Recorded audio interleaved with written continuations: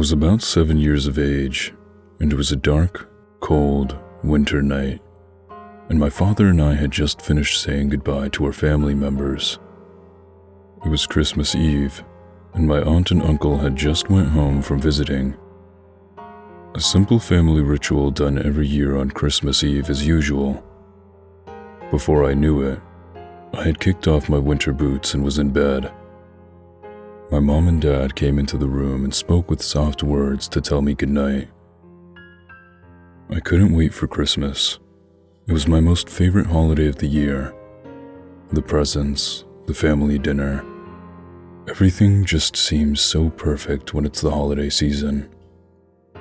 Well, at this point, I couldn't go to bed thinking of Christmas and wondering what could possibly be under the tree. But inevitably, my eyelids grew heavier, and the light glow from the moon reflecting off of the snow was too soothing. Soon, I was fast asleep. All of a sudden, I was awake. Thinking it was Christmas, I was overjoyed to open up presents. But I heard something odd, and my parents were usually up and making breakfast. I am a pretty heavy sleeper. I heard, as though it was a mumbling sound, not a, "Oh my God, it's a monster, crap your pants" sound, but just enough so that I could hear it.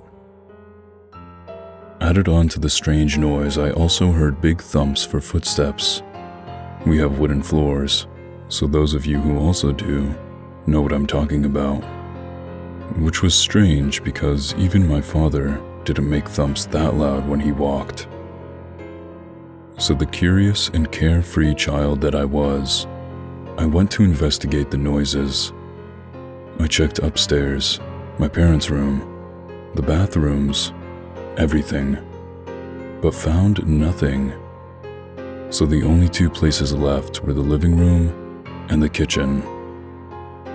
When I stepped into the living room, I had found the source of the mumbling. It was my mother and my father, tied up in a rope, with cloths around their mouths in front of the Christmas tree and all of the presents. Suddenly, I went in shock, and my parents weren't ones to play pranks either.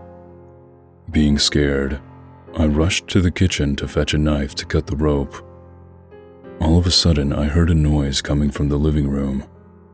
It was the thumping again. I hurried back, and there, next to my parents, was a tall man in a black, sort of robe-like thin cloth around him. It had a hood. He wore heavy, what seemed to be, steel-toed boots.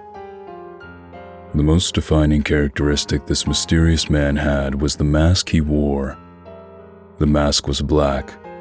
It had huge holes for the eyes, rimmed with metal. There was a long plastic-looking string that was tied in a tight knot to keep the mask on.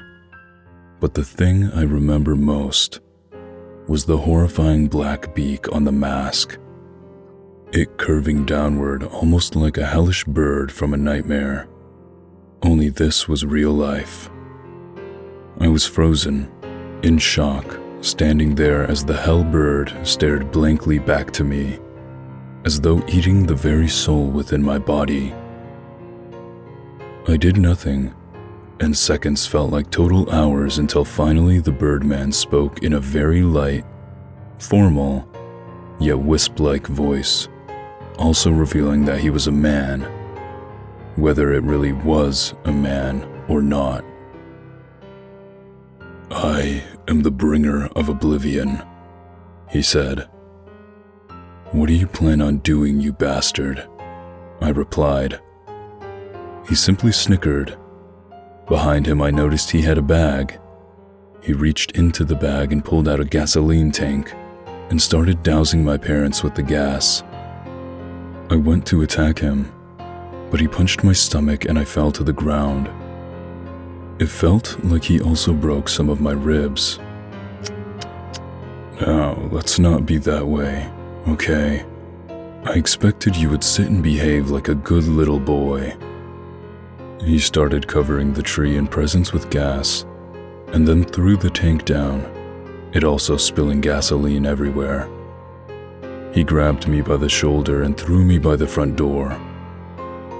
"Merry Christmas," he said, dropping an enclosed envelope and a mask identical to his.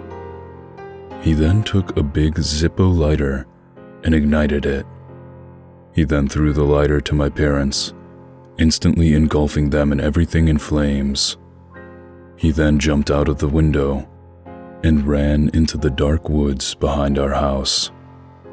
I watched as they were screaming in agony under the cloths, and their skin started to melt away and char.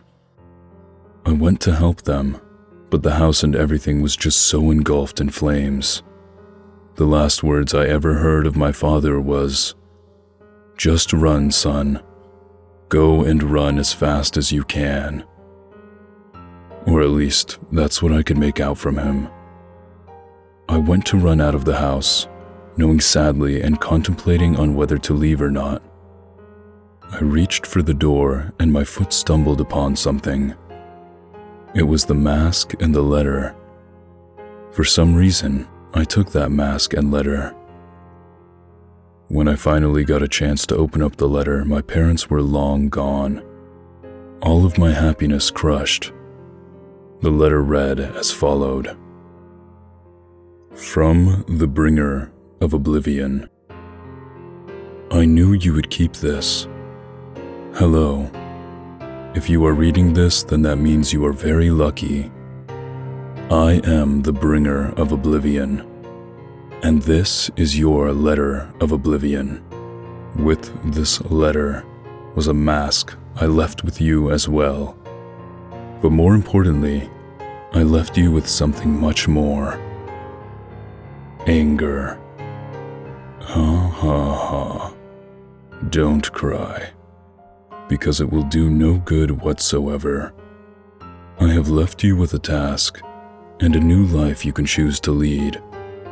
Take this mask and keep these words in your head, because I know they will be burned into your memory. When you are older, or maybe even now, depending on when you are reading this, you can take this mask and do the deed I had done to you and your family to another. You can take the rage out of you. Don't worry, it feels good. I know. Burn the house and leave a letter and a mask identical to these to the youngest of the household, and burn the rest of them all. I know you can do this. I feel the rage inside of you. It has consumed you, so release it. Do this, my child, and spread oblivion to wherever you may find it suitable. At the time I had read this, I had stayed at a foster home for God knows how many years. But he was right about the rage. It controlled my body. And sometimes I think to myself, what would happen had what had been done that night not have occurred? But there is no way I would become him, I thought to myself. I am now 18 years old, and the rage and the day and the letter are all still stuck inside of my mind. It is all burned there, even as I am dropping this mask and this letter to the legs of a very lucky 5-year-old little girl who just happens to be the youngest of a family of 4.